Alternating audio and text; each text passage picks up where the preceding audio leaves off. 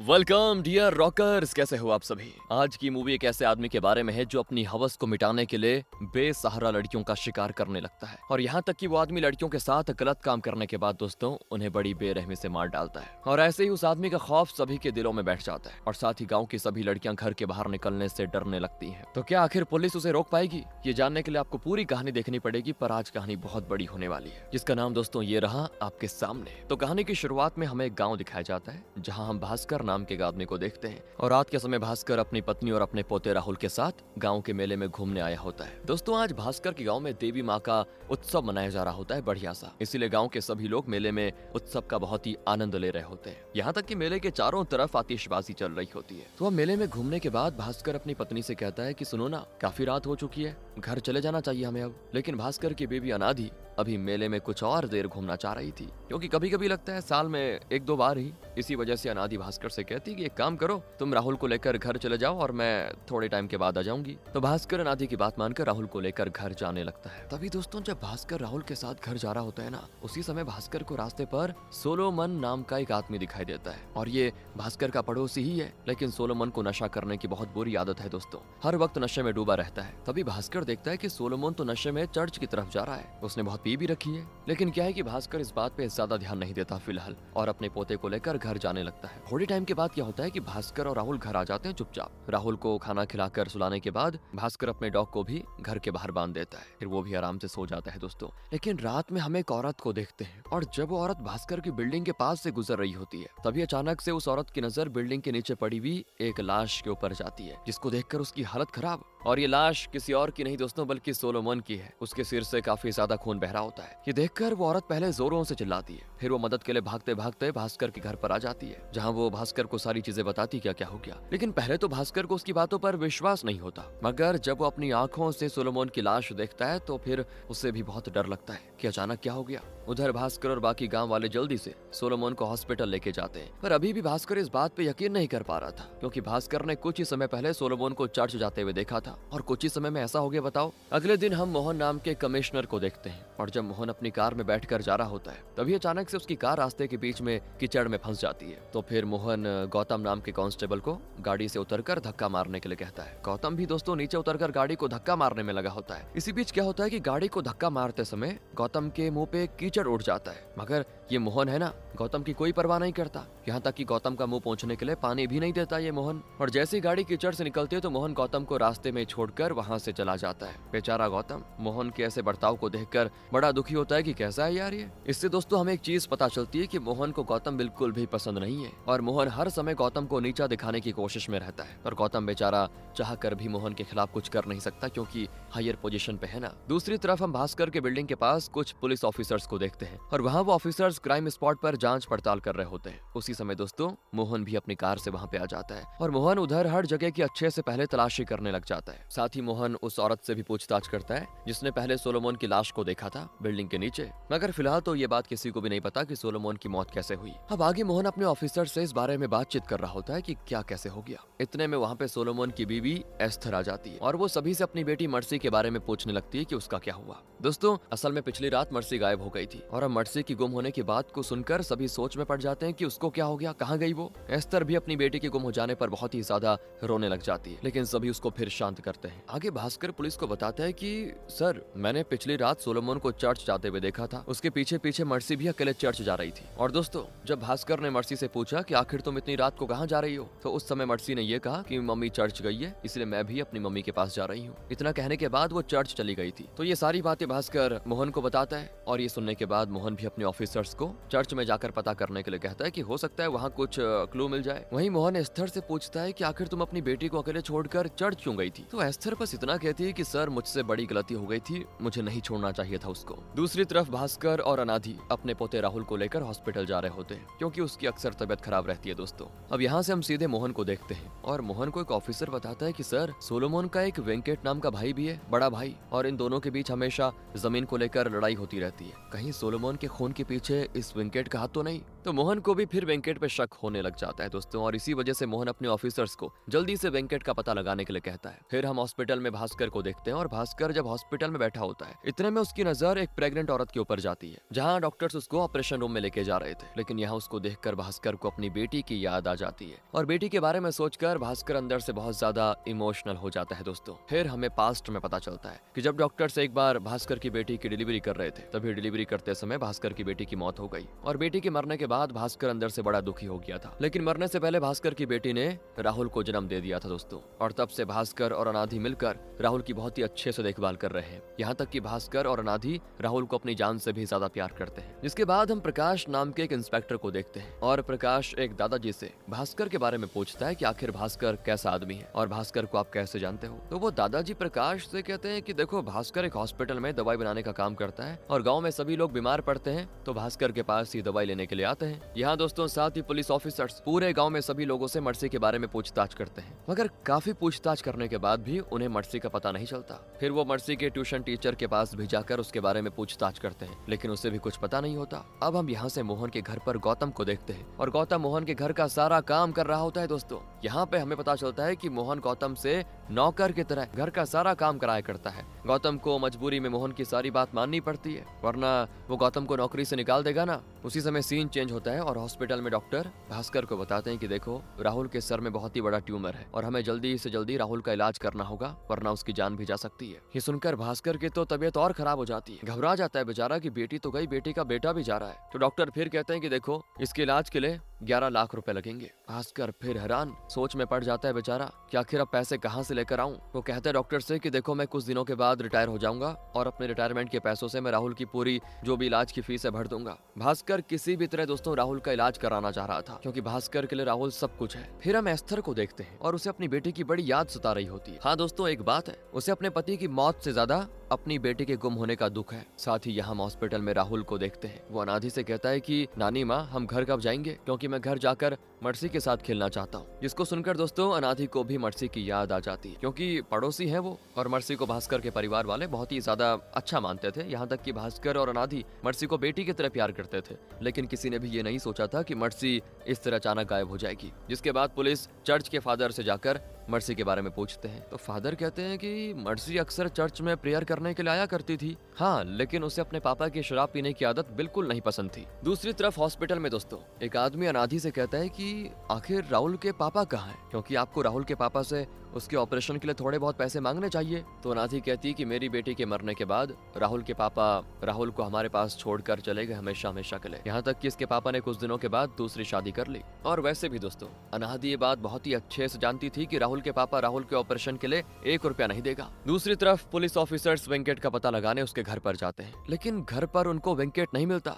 और वहाँ वेंकट की बीवी पुलिस ऑफिसर से कहती है कि वेंकट कुछ दिनों के लिए गांव से बाहर गया हुआ है। तो पुलिस वाले कहते हैं कि देखो, जब भी वो घर आए हमें जरूर बताना, क्योंकि बहुत बड़ी बात हो रखी है। यहाँ एस्टर को दिखाते हैं, वो जब अपने घर के बाहर निराश होकर बैठी होती है ना, उसी समय पुलिस ऑफिसर्स एम्बुलेंस में सोलोमोन की लाश उसके घर पर लेकर आ जाते हैं, जहाँ अब अपने पति की लाश को देखकर उसे अब रोना आता है। हालांकि दोस्तों उसके लिए किसी सदमे से कम नहीं था, क्योंकि एक तरफ उसके पति की मौत हो गई, दूसरी ओर उसकी बेटी अचानक से कहीं गायब हो गई है, और इसी दुख में एस्टर अंदर अंदर जल रही होती है। तभी वहाँ पे सभी गाँव वाले मिलकर सोलोमोन की लाश को कब्रिस्तान में ले जाकर उसका जो भी क्रियाक्रम है वो करते हैं, और एस्टर भी अपने पति को खोकर बहुत ज्यादा दुखी होती है। लेकिन दोस्तों अब एस्टर का ध्यान सिर्फ अपनी बेटी को ढूंढने पर है, क्योंकि पति तो वापस आ नहीं सकता। तो गाँव के सभी घरों में जा जाकर अपनी बेटी के बारे में पूछने लगती है। ऐसे ही ऐसे करके वो गौतम के घर पे भी जाती है, जहाँ गौतम की बीवी मर्सी के गुम हो जाने की खबर सुनकर बड़ी निराश होती है, क्योंकि दोस्तों गौतम की बेटी और एस्टर की बेटी एक दूसरे के बहुत ही अच्छे दोस्त थे, इसीलिए साथ ही दोनों एक ही स्कूल में पढ़ा करते थे। फिर हम पुलिस ऑफिसर्स को देखते हैं, और वो हर जगह मर्सी की तलाश कर रहे होते हैं, पर काफी कोशिश के बाद भी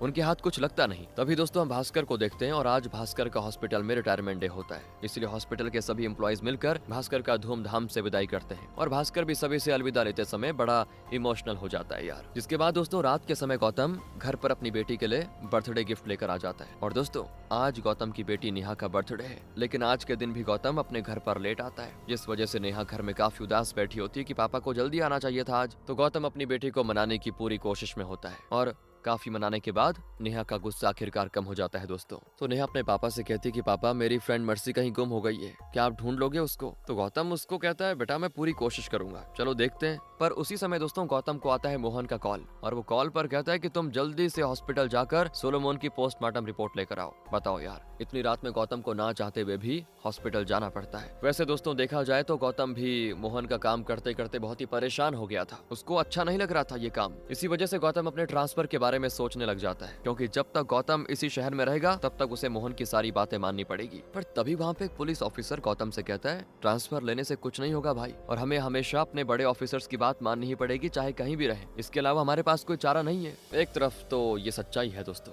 हर ईमानदार ऑफिसर की आवाज को नीचे दबा दिया जाता है। उस ऑफिसर की बात सुनने के बाद गौतम की आखिरी उम्मीद भी टूट जाती है। इतने में यहाँ भास्कर को दिखाते हैं, तो वो अपनी पत्नी के साथ पुलिस स्टेशन में आता है, जहाँ वो पुलिस को अपना बयान देने लग जाता है, क्योंकि वो प्रकाश को बताता है कि मैंने उस रात एक अनजान आदमी को चर्च के रास्ते पर देखा था, और काफी अंधेरा होने के कारण भास्कर उस आदमी का चेहरा नहीं देख पाया। फिर यहाँ पे बयान वगैरह देकर वो अनाधी के साथ घर आ जाता है। तो घर पर दोस्तों हम एस्तर को देखते हैं, उसका रो रो कर बुरा हाल हो गया था, यहाँ तक कि उसने बेटी के गुम हो जाने के बाद खाना पीना तक छोड़ दिया था, जिस पर सभी लोग फिर उसको समझाने लग जाते हैं कि देखो तुम्हारी बेटी को कुछ नहीं होगा, मिल जाएगी वो। घर पर भास्कर को देखते हैं और वो अपने घर की खिड़की दरवाजे पूरी तरह से बंद कर देता है, साथ ही वो भी अंदर से बहुत ज्यादा घबराया हुआ है दोस्तों कि कहीं जो मर्सी के साथ हुआ वो कल राहुल या किसी और के साथ ना हो जाए। उसी समय वो धीरे धीरे अपने फ्रिज की तरफ बढ़ने लग जाता है, और दोस्तों फ्रिज खोलते समय भास्कर के हाथ कांप रहे थे। और यहाँ पे आता है सबसे बड़ा ट्विस्ट, भास्कर फ्रिज खोलता है और फ्रिज के अंदर हमें मर्सी की लाश रखी हुई दिखाई देती है। दोस्तों आपके दिमाग में ये बात जरूर आई होगी कि आखिर मर्सी की लाश भास्कर के घर में क्या कर रही है, तो जवाब मिलेगा आगे मूवी में, क्योंकि बहुत मजा आने वाला है। फिर हम पास्ट में मर्सी को देखते हैं, और मर्सी अक्सर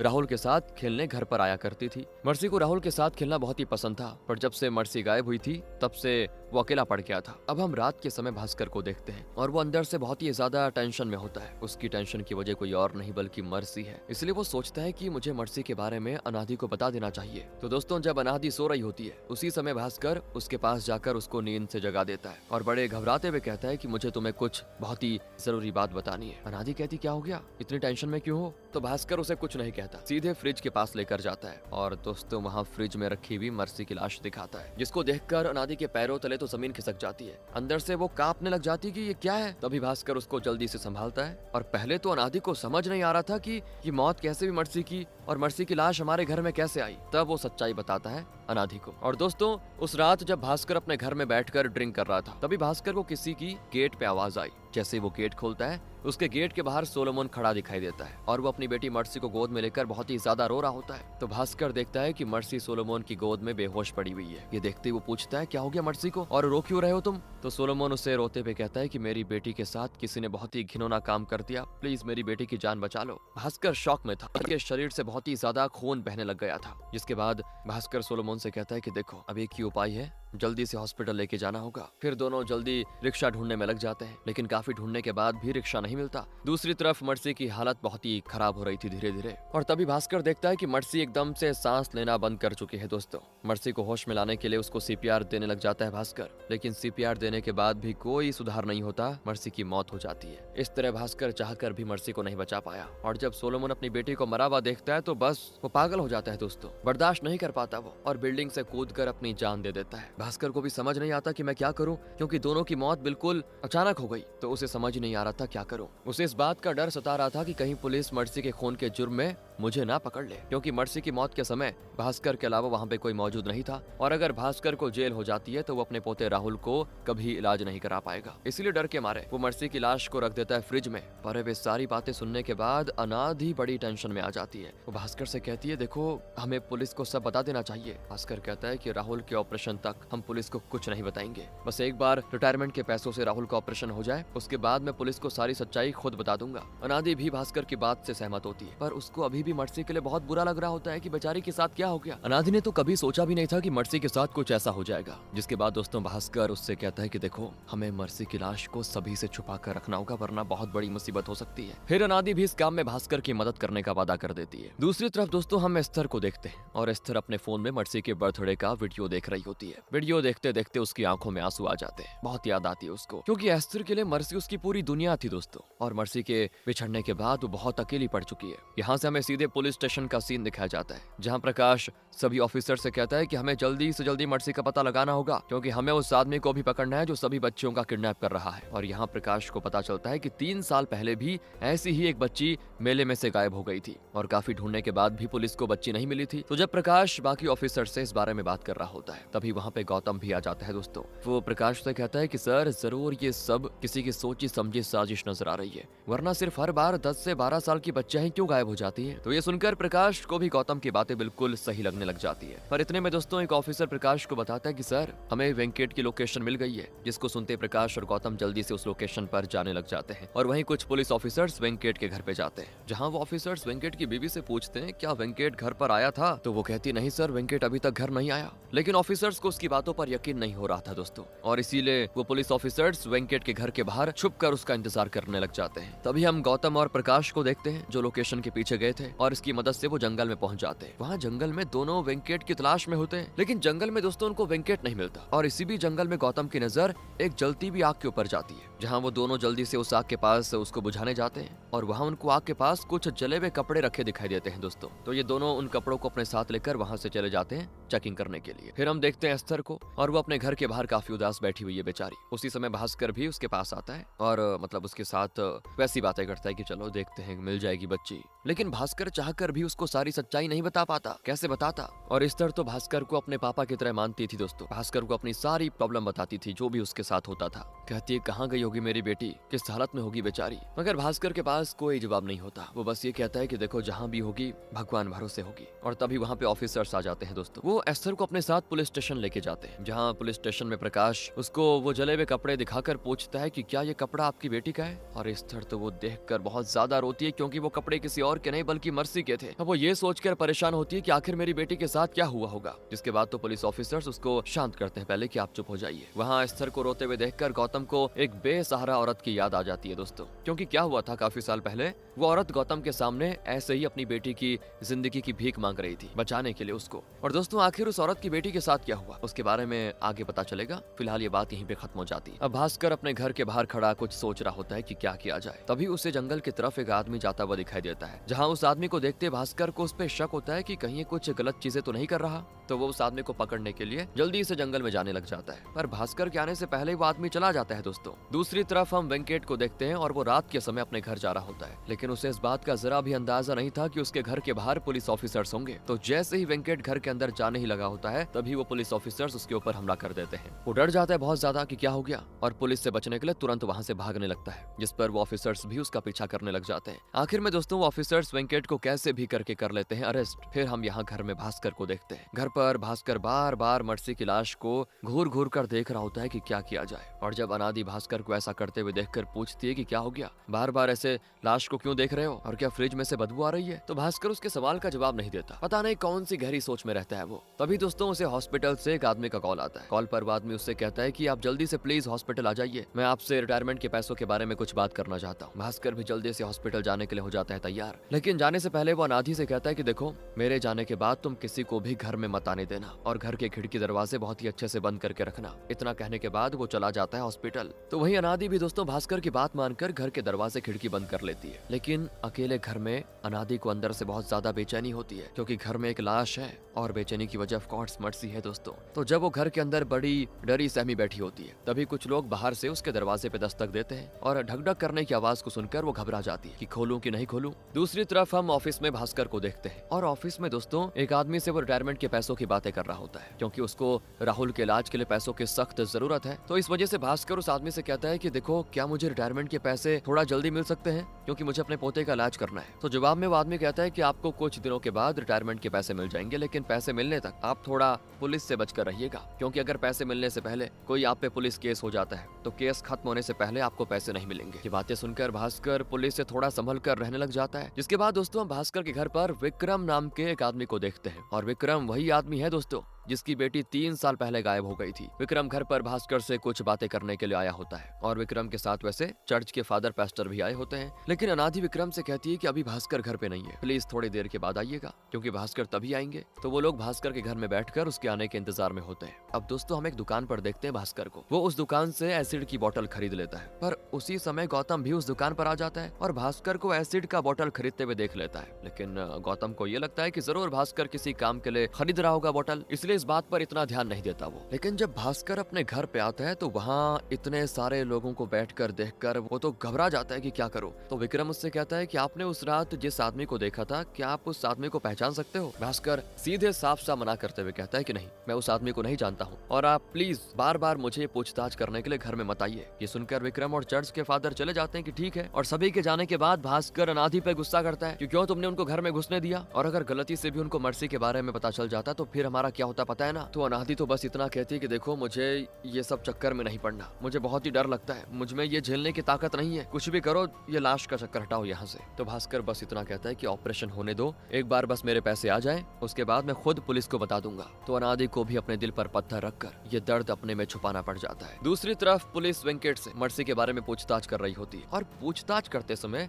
पुलिस उसको टॉर्चर बहुत ज्यादा करती है दोस्तों। लेकिन वहाँ वेंकट पुलिस से सिर्फ एक ही बात बोल रहा होता है कि मैंने सोलोमन का खून नहीं किया और ना ही मुझे मर्सी का पता है कि वो कहाँ है। मगर ये सुनकर मोहन उसको बड़े गुस्से में कहता है कि आखिर तुम उस रात जंगल में करने क्या गए थे, क्या कर रहे थे वहाँ, और अगर तुमने सारी सच्चाई नहीं बताई ना तो तुम्हारे साथ साथ तुम्हारे परिवार सभी को जेल में बंद कर दूंगा। जहाँ फिर वेंकट मोहन की धमकी सुनकर बहुत ज्यादा डर जाता है और डर के मारे वो सब कुछ बताने लग जाता है दोस्तों कि उस रात में जंगल में काला जादू कर रहा था मैं, और काला जादू करने की असली वजह सोलोमन था। असल में दोस्तों क्या हुआ था कि वेंकट नहीं चाहता था कि सोलोमन को जमीन के ज्यादा हिस्सा मिले, इसीलिए वेंकट काला जादू की मदद से सोलोमन को रास्ते से हटाना चाह रहा था ताकि सारी जमीन मेरी हो जाए। और यहाँ तक कि वेंकट ने ही काला जादू करने के लिए मर्सी के कपड़े भी चुराए थे। ये सारी बातें सुनने के बाद पुलिस समझ जाती है कि वेंकट ने सोलोमन को नहीं मारा है। लेकिन वहाँ प्रकाश अभी भी सोच रहा होता है कि आखिर किसने मर्सी को किडनैप किया होगा फिर, क्योंकि इतनी कोशिश के बाद भी पुलिस के हाथ एक सबूत नहीं लगा अभी तक। जिसके बाद दोस्तों हम भास्कर और अनादि को एक साथ बैठे हुए देखते हैं। अनादि कहती है मुझे एस्थर की ऐसी हालत देखी नहीं जा रही, सच बता रही हूँ। तो भास्कर भी कहता है कि मुझसे भी नहीं देखी जा रही, पर मैं करूँ क्या, कोई दूसरा रास्ता नहीं है ना हमारे पास। अब हम स्कूल में गौतम को देखते हैं दोस्तों, और गौतम स्कूल में अपनी बेटी को घर लेने के लिए आया होता है और वहाँ नेहा गौतम के सामने अपने दोस्तों से कहती है कि मेरे पापा बहुत बड़े पुलिस ऑफिसर हैं, पक्का मेरे पापा मर्सी को ढूंढ कर दिखाएंगे। सुनकर गौतम को अंदर से बड़ा दुख होता है, क्योंकि नेहा गौतम की असली सच्चाई नहीं जानती ना कि वो कैसा काम कर रहा है उस मोहन की वजह से। गौतम सिर्फ नाम का ही पुलिस ऑफिसर है दोस्तों, असल में वो मोहन का गुलाम है। तभी यहाँ घर पर भास्कर कुछ काम कर रहा होता है, इतने में उसके घर पे एक आदमी आता है और वो उससे कहता है कि सुनो, मेरी माँ के घुटनों में बहुत तेज दर्द हो रहा है, इसलिए क्या आप मेरी माँ के घुटनों में कुछ दवाई लगा दोगे, उसके लिए मतलब दवाई दे दोगे। तो भास्कर उस आदमी के साथ उसके घर चला जाता है। उधर भास्कर उस आदमी की माँ के घुटनों पे दवाई लगाने ही लगता है, लेकिन दवाई लगाते समय दोस्तों वो देखता है कि उस आदमी के घर पर सभी लोग मर्सी के बारे में बातें कर रहे हैं। गाँव में सभी लोगों को मर्सी के गुम हो जाने की खबर हर जगह पता चल गई थी और इसीलिए भास्कर को अब गाँव वालों से बड़ा संभल कर रहना पड़ जाता है। दूसरी तरफ हम एस्थर को देखते हैं और विक्रम अपनी पत्नी के साथ एस्थर के घर पे जाता है। उधर विक्रम उससे कहता है कि मेरी बेटी भी 3 साल पहले गायब हो गई थी, पर अभी तक मेरी बेटी का कुछ पता नहीं चला है और ये पुलिस वाले भी सिर्फ नाम की खोजबीन कर रहे हैं। ये सुनकर एस्थर को मर्सी की और चिंता हो जाती है और इसीलिए पुलिस से वो जाकर पूछती है कि आप लोगों ने मेरी बेटी को ढूंढने के लिए अभी तक क्या क्या किया, बताओ। बड़ा गुस्सा होती है पुलिस पर दोस्तों वो, जहाँ पुलिस ऑफिसर्स उसको समझाने लग जाते हैं कि देखो हम अपनी तरफ से पूरी कोशिश कर रहे हैं, उसका पता चलते ही बता देंगे आपको। यहाँ से हम सीधे घर पर भास्कर को देखते हैं और जब भास्कर अनादि से कुछ बात कर रहा होता है तभी राहुल अचानक से बेहोश होकर जमीन पर गिर जाता है। दोनों को बड़ा सदमा लग जाता है। उन्हें समझ आ जाता है कि राहुल की तबीयत अब धीरे धीरे बड़ी खराब हो रही है, इसका इलाज जल्दी से कराना जरूरी है, वरना ट्यूमर कब क्या करते पता नहीं चलेगा। मगर जब तक भास्कर को रिटायरमेंट के पैसे नहीं मिल जाते वो चाहकर भी इलाज नहीं करा पाएगा। वहीं रात के समय दोस्तों एस्थर के मॉम डैड उसको मिलने के लिए आते हैं, जहाँ उसकी मॉम मुझसे कहती है बेटा आखिर कब तक तुम मर्सी को याद करती रोती रहोगी, उसे भूल जाना चाहिए तुम्हें। ये सुनते एस्थर तो अपनी माँ पे बड़ा गुस्सा हो जाती कि कैसी माँ है आप, और वो कहती कि प्लीज आप दोनों अभी चले जाइए यहाँ से घर से। इस तरह वो अपने माँ बाप को घर से भगा देती है। यहाँ से सीधे अगली सुबह दोस्तों हम भास्कर को देखते हैं और जब भास्कर घर पे कुछ काम कर रहा होता है तभी अचानक से भास्कर को फ्रिज के पास से बड़ी अजीब बदबू आती है और दोस्तों यहाँ पे हमें पता चलता है कि भास्कर का फ्रिज खराब हो गया था, जिस कारण फ्रिज में से बदबू आ रही है। और जब ये बात भास्कर को पता चलती है तो अब उसकी हालत खराब कि क्या करूं, क्योंकि मर्सी की लाश को छुपाने के लिए फ्रिज से बेहतर जगह तो कोई है नहीं, और अगर फ्रिज जल्दी से ठीक नहीं हुआ तो लाश की बदबू बहुत ही जल्दी सभी को आ जाएगी। इसलिए फ्रिज ठीक करने के लिए वो एक आदमी को बुलाता है और उस आदमी के आने से पहले वो मर्सी की लाश को किचन के ऊपर छुपा के रख देता है। तो वो आदमी फ्रिज को चेक करने में बड़ा बिजी होता है और चेक करने के बाद वो भास्कर से कहता है कि देखो इसका कंप्रेसर खराब हो गया है, इसलिए हमें दुकान से दूसरा लेके आना पड़ेगा। और फिर वो आदमी भास्कर को अपने साथ लेके जाता है दुकान में, और भास्कर के जाते ही एस्थर रोते रोते अनाधी के पास आ जाती है ताकि थोड़ा अपना मन बहला पाए। बेचारी उससे कह रही होती है मुझे अपनी बेटी के पास जाना है और मैं अपनी बेटी के बिना जिंदा नहीं रह पाऊंगी। इतना कहने के बाद एस्थर अनाधी के किचन के पास बैठकर बड़ी रोने लग जाती है। उसी समय दोस्तों अनाधी की नजर किचन के ऊपर रखी मर्सी की लाश पे जाती है और अनाधी को इस बात का बड़ा डर लग रहा था कि कहीं एस्थर की नजर अगर मर्सी पर पड़ गई तो हो गया काम। इसलिए वो जल्दी से उसे शांत करने की कोशिश में होती है, पर इसके बावजूद एस्थर शांत होने का नाम नहीं लेती। तभी दोस्तों घर में भास्कर आ जाता है और यहाँ भास्कर एस्थर को बड़े अच्छे से समझाता है कि देखो सब ठीक हो जाएगा और उसे घर भेज देता है। बच गए। थोड़े टाइम के बाद वो आदमी भी फ्रिज को आकर ठीक कर देता है। काफी मेहनत के बाद ठीक हो जाता है दोस्तों। तो उस आदमी के जाते ही भास्कर अनाधी से पूछता है कहीं एस्थर ने उस लाश को तो नहीं देखा? तो अनाधी कहती है नहीं लाश नहीं दिखी उसे। तब ये सुनने के बाद आती है भास्कर को चैन की सांस। दूसरी तरफ हम हॉस्पिटल में गौतम को देखते हैं दोस्तों, और गौतम के एक दोस्त की तबीयत खराब हो जाती है ज्यादा, जिस वजह से गौतम अपने दोस्त को हॉस्पिटल में वहाँ भर्ती करा देता है। लेकिन डॉक्टर्स उससे कहते हैं कि देखिए आपके दोस्त के शरीर में खून की कमी हो गई है, उसके लिए ब्लड ग्रुप बी नेगेटिव चाहिए। गौतम जल्दी से बैंक में जाकर बी नेगेटिव ब्लड ग्रुप के आदमियों का नाम पता लगा लेता है, और तभी गौतम को भास्कर के बारे में पता चलता है क्योंकि भास्कर का ब्लड ग्रुप भी दोस्तों बी नेगेटिव है। पर उसी समय गौतम को याद आता है कि सोलोमन की मौत के अगले दिन भास्कर ने हॉस्पिटल में एक प्रेग्नेंट औरत को खून दिया था, लेकिन भास्कर ने पुलिस रिपोर्ट में कहा था कि सोलोमन की मौत की रात वो ड्रिंक करके सो गया था। यहाँ से थोड़ा गड़बड़ी पता चल जाती है गौतम को कि अगर भास्कर ने उस रात ड्रिंक किया था तो वो अगले दिन उस प्रेग्नेंट औरत को खून कैसे दे सकता है, क्योंकि ड्रिंक करने के 24 घंटे तक कोई भी आदमी किसी दूसरे को खून नहीं दे सकता। इसीलिए गौतम को भास्कर के ऊपर शक हो जाता है और वो समझ जाता है कि भास्कर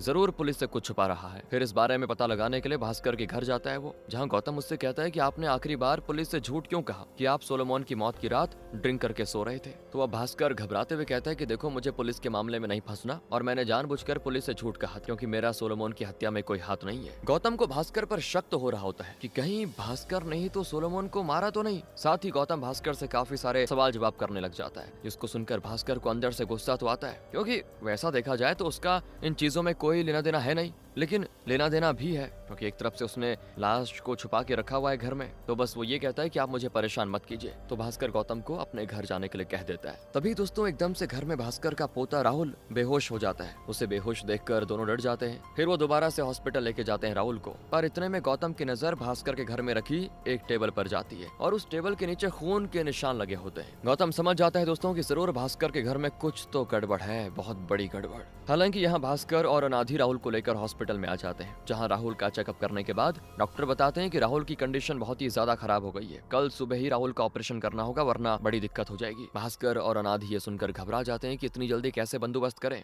क्योंकि उसको जल्दी से जल्दी 12 लाख का इंतजाम करना है, लेकिन अभी तक उसको रिटायरमेंट के पैसे भी नहीं मिले ना, जिस वजह से भास्कर सोच में पड़ जाता है कि आखिर 12 लाख रुपए लेकर कहां से आऊं, मगर उसको कैसे भी करके इलाज तो कराना ही था।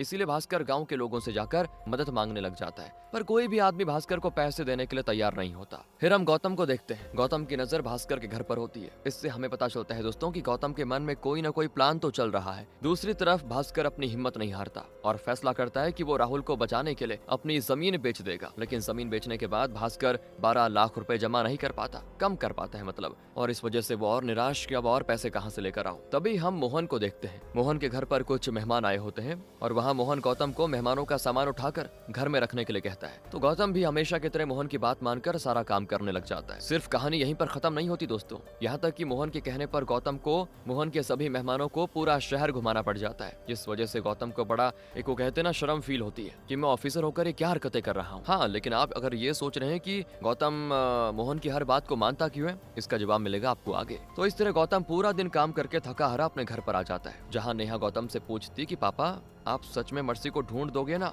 तो गौतम भी अपनी बेटी को सारी सच्चाई बता देता है कि बेटी, मैं बस मोहन सर का एक नौकर हूँ और नौकरों को पुलिस के मामले में दखल देने की कोई इजाजत ही नहीं है। गौतम ने नेहा को इसीलिए सच्चाई बताई थी क्योंकि वो नेहा को झूठा दिलासा नहीं देना चाह रहा था। लेकिन नेहा को दोस्तों अपने पापा पर बड़ा विश्वास था कि वो जरूर मर्सी को ढूंढ निकालेंगे और उसको ये लगता है कि पापा मेरे साथ मजाक कर रहे हैं, वो नौकर वाली बात। इसके बाद यहाँ रात के समय घर में भास्कर बड़ा दुखी बैठा होता है। तभी उसे आता है एक आदमी का कॉल और कॉल पर वो आदमी भास्कर से कहता है कि मैं जानता हूँ मर्सी की लाश तुम्हारे घर में रखी हुई है। भास्कर की हालत खराब यार कि कौन है ये, किसको पता चला, कैसे चला। साथ ही वो आदमी कहता है कि मुझे ये भी पता है कि तुम्हारा पोता हॉस्पिटल में मौत से लड़ रहा है और अगर तुम मेरी बात मानोगे तो मैं तुम्हें उसके बदले में 12 लाख रुपए दे दूंगा। भास्कर को किसी भी तरह अपने पोते की जान बचानी थी, इसीलिए वो उस आदमी की बात मानने के लिए तैयार हो जाता है। तो वो आदमी कहता है कि तुम एक काम करो, मर्सी की लाश को गाँव के बाहर ले जाकर जला डालो और उसकी लाश के जलते ही तुम्हें पैसे मिल जाएंगे। भास्कर सोच में पड़ जाता है कि आखिर मुझे ये करना चाहिए या नहीं करना चाहिए, क्योंकि ये लाश जलाना कोई आसान काम तो है नहीं।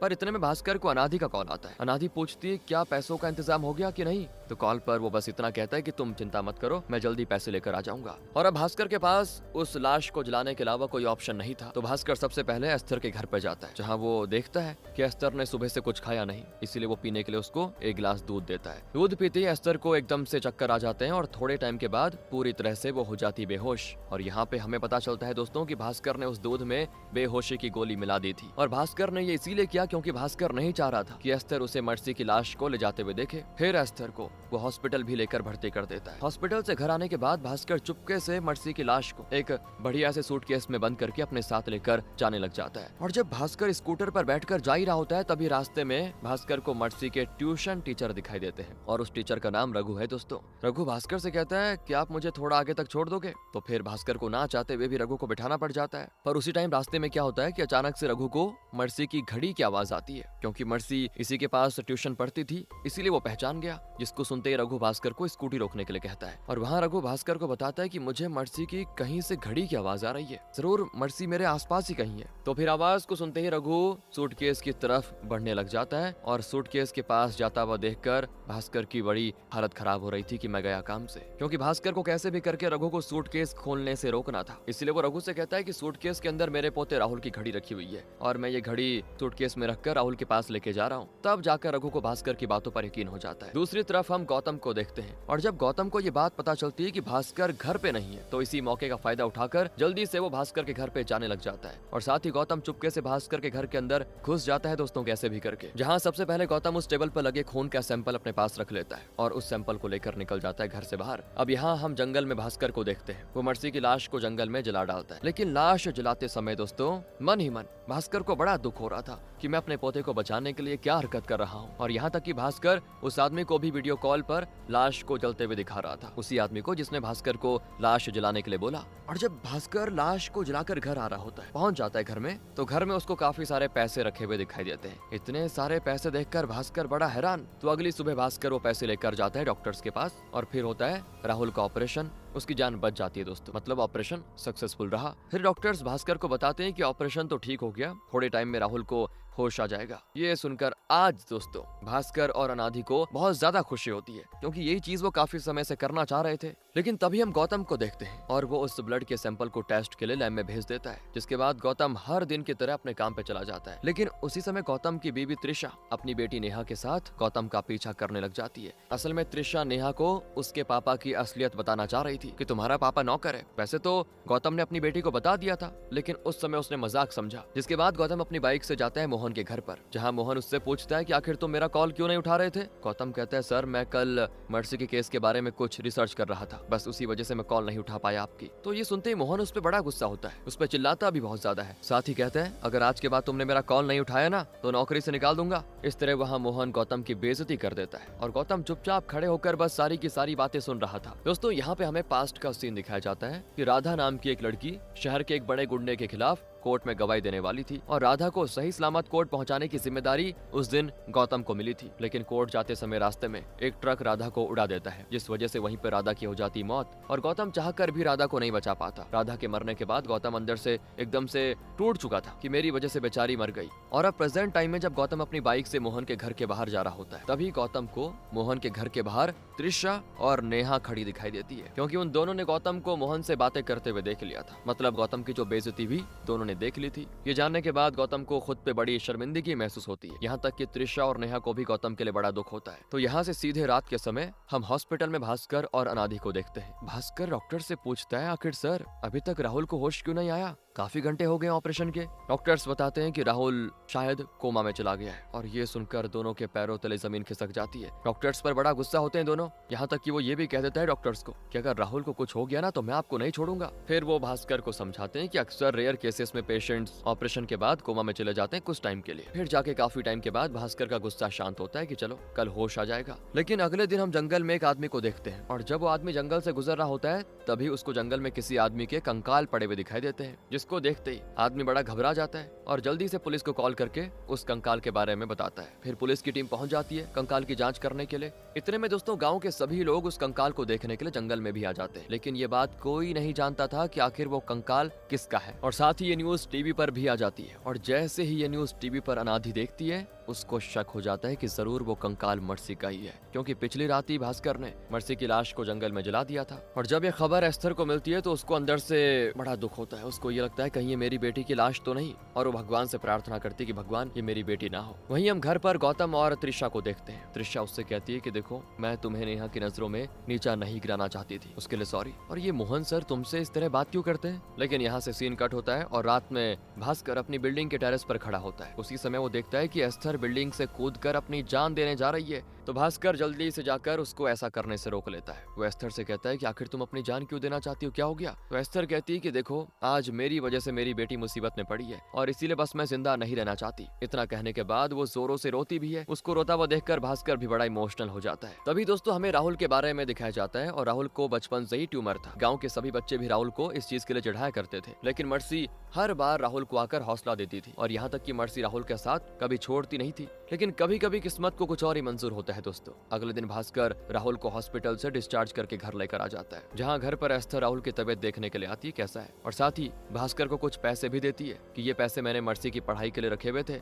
लेकिन राहुल भी मेरे बेटे जैसा ही है, ये पैसे रख लो। लेकिन दोस्तों भास्कर पैसे लेने से इनकार कर देता है, मगर अनादि की काफी कहने के बाद कि एस्थर ने बड़े प्यार से दिए हैं तब जाकर भास्कर उसे रख लेता है। जिसके बाद हम गौतम को देखते हैं और गौतम को अभी भी उस राधा नाम की लड़की की बहुत याद आ रही होती है, क्योंकि वो राधा को अपनी बहन की तरह मानता था। उसने राधा को उसकी रक्षा करने का वादा भी किया था लेकिन नहीं कर पाया और इसीलिए वो राधा की मौत का जिम्मेदार खुद को मानता है दोस्तों। दूसरी ओर भास्कर से एस्थर की हालत देखी नहीं जाती और कहीं न कहीं भास्कर भी एस्थर का गुनहगार है दोस्तों। इसीलिए खुद को सजा देने के लिए भास्कर अपने चेहरे पे जानबूझकर चोट लगाता है और चोट लगने की वजह से उसके चेहरे से खून निकल रहा होता है। तो जैसे फिर अनादि उसको ये करता हुआ देखती है तो वो भी घबरा जाती है, फिर उसका खून साफ करने में लगी होती है वो। यहाँ से भास्कर हर दिन पश्चाताप की आग में जल रहा होता है दोस्तों। वो फैसला करता है कि वो ये जगह छोड़कर कहीं दूर चला जाएगा, क्योंकि वो अपनी आंखों के सामने एस्थर को दुखी नहीं देख सकता था। यहाँ तक कि भास्कर को सपनों में भी मर्सी दिखने लग जाती है। वो ठान लेता है कि अब वो पुलिस को सारी सच्चाई बता देगा, बस खत्म। लेकिन अगली सुबह हम गौतम को देखते हैं। गौतम को एक आदमी कॉल करके बताता है कि वो खून के सैंपल्स मर्सी के खून से मिल रहे थे। इसका मतलब गौतम का शक बिल्कुल सही है दोस्तों। वो समझ जाता है कि जरूर भास्कर ने ही मर्सी को छुपा के रखा हुआ है। तभी गौतम को पुलिस स्टेशन के पास भास्कर दिखाई देता है। वो जा रहा था पुलिस स्टेशन की ओर,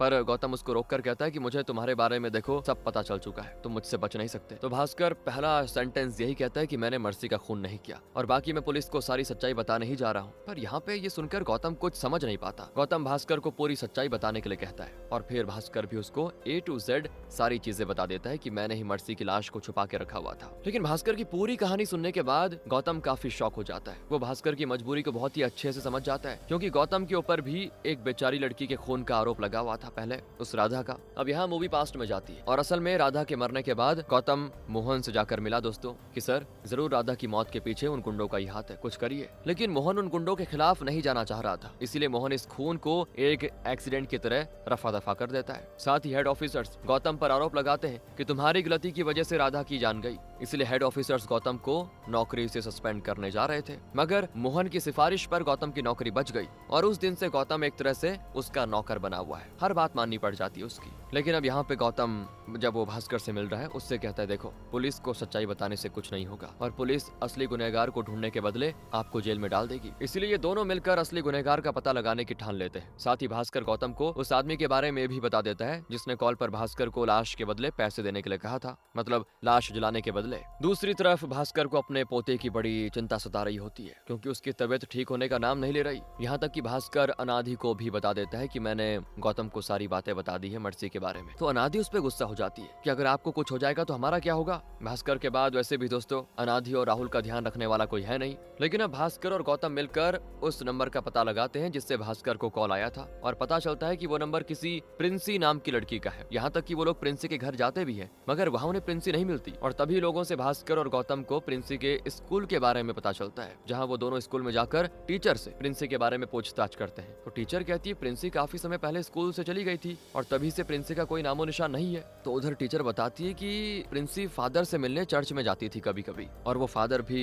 प्रिंसी से मिलने के लिए स्कूल में आया करते थे। ये जानने के बाद ये दोनों उसी चर्च में जाते हैं जहाँ वो फादर रहता है। तो चर्च में वो लोग उससे पूछताछ करते हैं प्रिंसी के बारे में। तो बताता है कि प्रिंसी के बचपन से ही माँ बाप नहीं थे और इसीलिए मैं प्रिंसी के पेरेंट बनकर उससे मिलने के लिए स्कूल जाता था। फिर काफी पूछताछ करने के बाद दोनों चले जाते हैं वहाँ से कि तभी अचानक से भास्कर को उस फादर के कमरे में एक शराब की बोतल रखी हुई दिखाई देती है, और वो बोतल देखकर भास्कर उस पे बड़ा गुस्सा होता है कि क्या हरकतें हैं ये, क्योंकि उस रात मर्सी के कपड़े से दोस्तों उसी शराब की बोतल की खुशबू आ रही थी जो यहाँ पे रखी हुई है। ये दोनों गुस्से में उसे पकड़ लेते हैं, पर उसी समय वो फादर उन दोनों को बताता है कि ये शराब की बोतल मुझे रघु ने दी थी। वो आगे बताता है कि जिस रात मर्सी गायब हुई थी उस रात मैंने चर्च के सामने से रघु को भागते हुए देखा था। ये सुनने के बाद दोनों समझ जाते हैं कि रघु ने ही मर्सी के साथ कुछ गलत काम किया था, और साथ ही दोस्तों गौतम ये रघु वाली बात पुलिस ऑफिसर्स को बता देता है। तो ऑफिसर्स भी जल्दी से रघु को कर लेते हैं अरेस्ट। यहाँ तक कि पुलिस को रघु के फोन में मर्सी के काफी सारे फोटोज भी मिलते हैं। और दोस्तों पढ़ाई की आड़ में बच्चों के साथ वो गलत काम क्या करता है, जिस वजह से पुलिस रघु को जेल में डाल देती है। जिसके बाद जब गाँव वालों को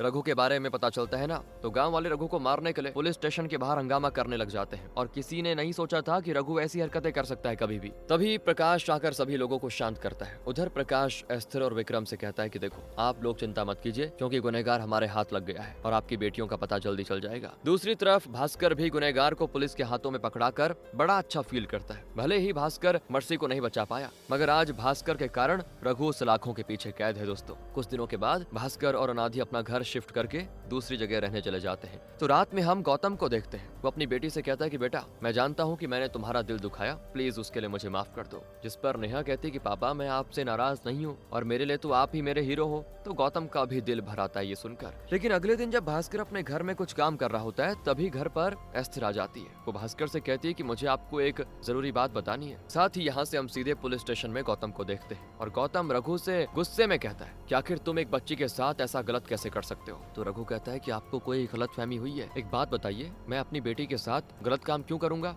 अपनी बेटी? उसकी बातें सुनकर गौतम को कुछ समझ नहीं आता। यहाँ घर पर एस्थर भास्कर को बताती है कि मर्सी सोलोमोन की नहीं बल्कि रघु की बेटी है, और भास्कर भी बड़ा हैरान हो जाता है ये सुनकर। यहाँ पर हमें पता चलता है दोस्तों कि काफी साल पहले एस्थर और रघु एक दूसरे से बहुत ही प्यार करते थे और दोनों एक दूसरे से शादी भी करना चाहते थे, लेकिन एस्थर के घर वालों को रघु बिल्कुल पसंद नहीं था। इसके बावजूद एस्थर अपने घर वालों के खिलाफ जाकर रघु से शादी कर लेती है, और शादी के बाद रघु और एस्थर एक दूसरी जगह पे रहने चले जाते हैं। मगर एक दिन उनके घर पर अचानक से कुछ गुंडे आकर रघु को मारने लगते हैं दोस्तों, और उन गुंडों को एस्थर के पापा ने भेजा था। यहाँ तक कि एस्थर के पापा एस्थर को जबरदस्ती अपने साथ लेकर चले जाते हैं। तो साथ ही एस्थर के पापा एस्थर की शादी यहाँ सोलोमोन नाम के एक शराबी के साथ करा देते हैं, और शादी के बाद सोलोमोन अक्सर नशे में एस्थर को मारा करता था, लेकिन फिर वो सोलोमोन को ही अपना पति मानकर उसके साथ जिंदगी गुजारने लगी। धीरे धीरे वो रघु को पूरी तरह से भूल जाती है, और कुछ महीनों के बाद दोस्तों एस्थर हो जाती है प्रेग्नेंट, और इसी बीच उसे पता चलता है कि सोलोमोन कभी पाप भी नहीं बन सकता। तो वो समझ जाती है कि उसके पेट में जो बच्चा है वो रघु का है, लेकिन ये बात वो सोलोमोन को नहीं बताती। और कुछ दिनों के बाद मर्सी को जन्म हो जाता है। मर्सी के आने के बाद एस्थर की जिंदगी में खुशियां आ जाती है, और इस तरह मर्सी को बहुत ही ज्यादा प्यार करने लग जाती है। लेकिन फिर अचानक से एक दिन क्या होता है,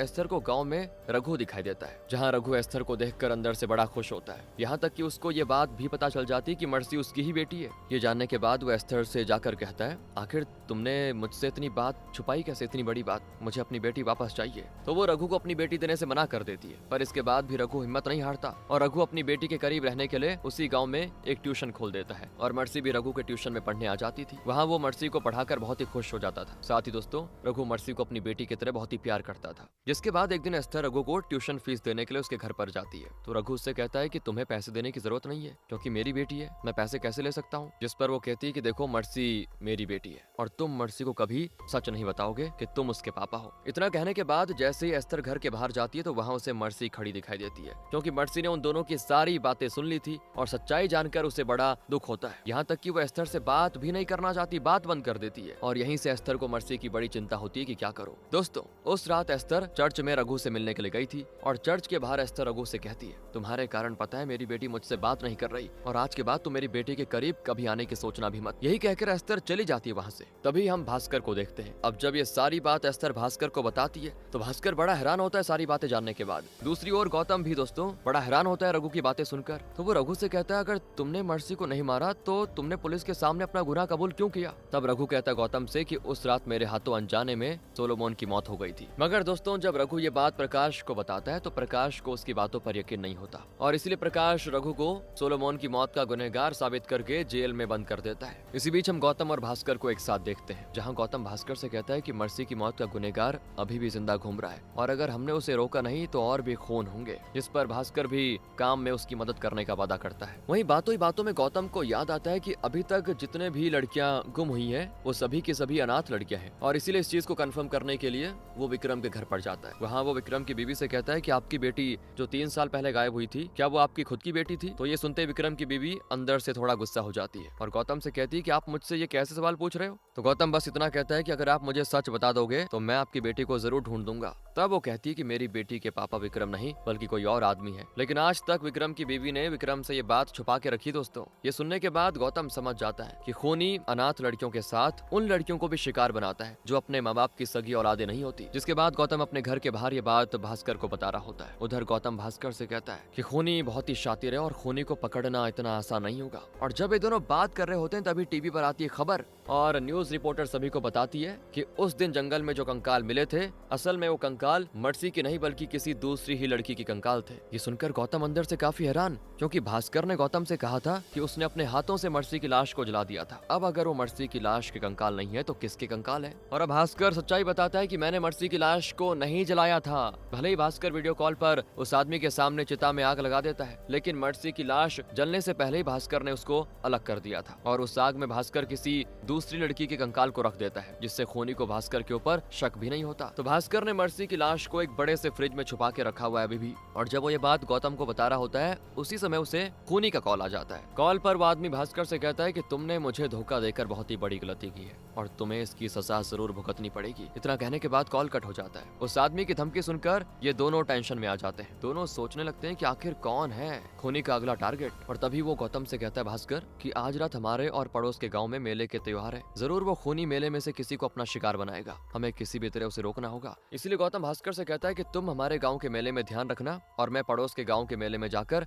नजर रखता हूँ। कहकर दोनों काम पे लग जाते हैं। तो दोस्तों हम भास्कर को देखते हैं और वो खूनी को पकड़ने के लिए पूरी तरह से तैयार है। साथ ही वो अपने डॉग को भी लेके जा रहा होता है। धीरे धीरे मेले में सभी लोगों पर नजर रखने लग जाता है वो। और तभी भास्कर देखता है कि एक आदमी जबरदस्ती छोटी बच्ची को अपने साथ लेके जा रहा है। और वहाँ भास्कर उस आदमी को रोकते हुए कहता है कि उस बच्ची को कहाँ लेके जा रहे हो। तो वो कहता है कहाँ लेके जा रहे हो, मेरी बेटी है वो, अपने साथ लेके नहीं जाऊंगा तो कहाँ लेके जाऊंगा। तो भास्कर उस आदमी को सॉरी बोलकर साइड हो जाता है। दोस्तों वो तो टेंशन के मारे भास्कर ने उसी पे शक कर दिया जबकि वो उसी की बेटी थी। यहाँ तक कि गौतम भी दूसरे गांव के मेले में खूनी को ढूंढने की बड़ी कोशिश में होता है पर काफी ढूंढने के बाद भी गौतम को खूनी कहीं नहीं मिलता। थोड़े टाइम के बाद गौतम भास्कर के पास आ जाता है और भास्कर से पूछता है क्या तुम्हें खूनी मिला। तो वो ना कहता है। जिसके बाद दोनों इस बारे में बात कर ही रहे होते हैं और उसी समय भास्कर को उस खूनी का आता है कॉल जहां वो कहता है कि मैंने गौतम की बेटी को किडनैप कर लिया है और अगर तुम्हें गौतम की बेटी जिंदा चाहिए तो मर्सी की लाश को मेरे हवाले करना होगा। अब गौतम अंदर से हिल जाता है पूरी तरह ये सुनकर। इतने में त्रिशा गौतम को कॉल करके बता भी देती है कि नेहा अचानक से गायब हो गई है। तो भास्कर और गौतम जल्दी से उस जगह पे जाते हैं जहाँ भास्कर ने मर्सी की लाश को छुपा के रखा हुआ है। और उस जगह पर भास्कर को मर्सी की लाश नहीं मिलती क्योंकि किसी ने पहले ही उसकी लाश को चुरा लिया है। दूसरी तरफ त्रिशा को अपनी बेटी नेहा की बड़ी चिंता हो रही होती है। इतने में भास्कर को वापस से खूनी का कॉल आता है और वो कहता है कि मैं तुम्हें एक एड्रेस भेज रहा हूँ, तुम्हें मर्सी की लाश को उस एड्रेस पे लेके आना है, साथ ही तुम्हें अकेले आना है। तो भास्कर भी खूनी की बात मानकर उस एड्रेस पर जाने लग जाता है क्योंकि नेहा को बचाने के लिए वो अपनी जान भी दे सकता है अब। पर जाने से पहले गौतम भास्कर के फोन की लोकेशन ऑन कर देता है जिसकी मदद से वो ट्रैक कर पाए। यहाँ तक कि गौतम इंस्पेक्टर प्रकाश को भी सारी बातें जाकर बता देता है और अब प्रकाश भी गौतम की मदद करने को हो जाता है तैयार। तो भास्कर इस तरह एक नकली लाश लेकर उस एड्रेस पे पहुंच जाता है, जहां वो देखता है कि खूनी ने अपने चेहरे पे मास्क बांधा हुआ है, जिस वजह से भास्कर खूनी का चेहरा देख नहीं पाता। और तभी वो खूनी भास्कर को मर्सी की लाश देने के लिए कहता है, लेकिन भास्कर नकली लाश को खूनी के पास लेकर जाने ही लग जाता है और लाश देते समय अचानक से भास्कर उस खूनी पे चाकू से हमला कर देता है, लेकिन वो खूनी बचकर निकल जाता है। दोनों के बीच में लड़ाई भी होती है, जिसके बाद हम गौतम को देखते हैं पुलिस को लेकर वो भास्कर की लोकेशन पे पहुंच जाता है। दूसरी तरफ लड़ाई करते करते एकदम से खूनी का मास्क चेहरे से हट जाता है और वो खूनी दोस्तों कोई और नहीं बल्कि विक्रम है। विक्रम ने ही उस रात मर्सी के साथ गलत काम किया था और इसीलिए भास्कर गुस्से में विक्रम को मारने लग जाता है। और पहले तो भास्कर विक्रम को काफी मार रहा होता है, मगर बदले में विक्रम भी उस पे बड़ी चोट पहुंचाता है। वो भास्कर को पानी में डुबोकर मारने वाला होता है कि तभी भास्कर का डॉग उसे बचाने के लिए विक्रम के ऊपर हमला कर देता है। और यहाँ दोस्तों हमें पता चलता है कि उस रात विक्रम मर्सी को अपने साथ उठा के लेके जा रहा था, लेकिन भास्कर का डॉग विक्रम पर भौंकने लगा, इसीलिए विक्रम डर के मारे मर्सी को वहीं छोड़कर भाग जाता है। तो जंगल में विक्रम गुस्से में अब भास्कर के डॉग को मार देता है जान से। इसी बीच लड़ाई में भास्कर आसमान में टॉर्च दिखाकर गौतम को सिग्नल भेज देता है और जब विक्रम और भास्कर एक दूसरे से लड़ाई कर रहे होते हैं तभी सही समय पे पुलिस आकर विक्रम को पकड़ लेती है। पुलिस स्टेशन में ऑफिसर्स विक्रम को बहुत ज्यादा मारते हैं और मार खाने के बाद विक्रम पुलिस को अपने बारे में सब कुछ बताने लग जाता है। और यहाँ दोस्तों विक्रम की असलियत पता चलती है। असल में विक्रम एक डॉक्टर है। वो अपने क्लिनिक पर आने वाले सभी औरतों के साथ ऐसा गलत काम करता है। धीरे धीरे विक्रम अपने हवस का शिकार बच्चों को बनाने लग गया और यहाँ तक कि जब विक्रम को ये पता चला कि उसकी बेटी का बाप कोई और है